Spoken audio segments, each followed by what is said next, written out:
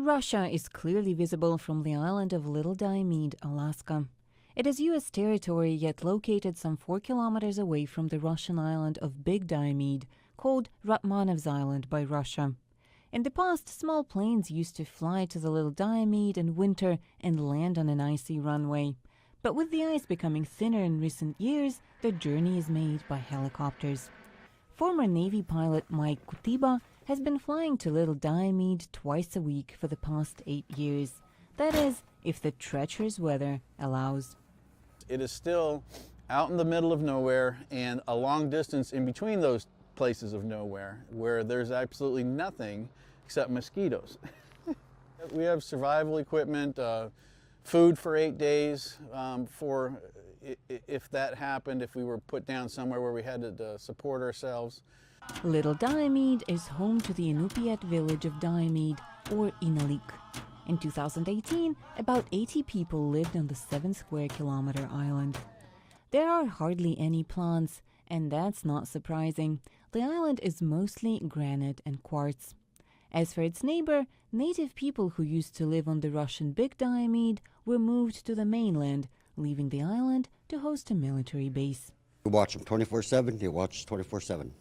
Between the islands and the middle of the Bering Strait lies the US-Russia border and an international date line. If one travels from Little Diomede to Big Diomede, the short journey will take the traveler straight into the next day, 21 hours ahead. Yet such a trip is not advisable. We do get a warning, so.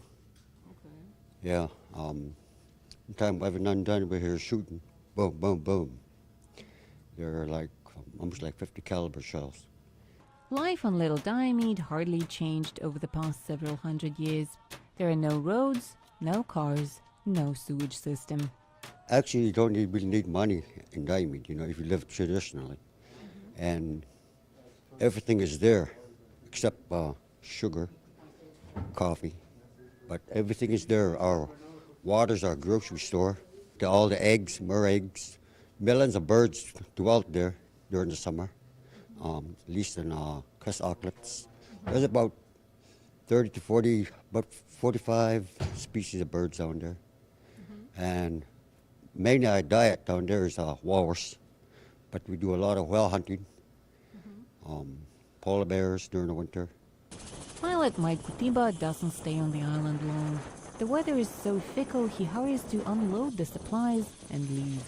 But despite these brief visits, Mike and his mechanic Simon are always welcome on this tiny, isolated island. For Natasha Moskovaya and Alexander Bergen reporting from Alaska, this is Anna Rice, VOA News.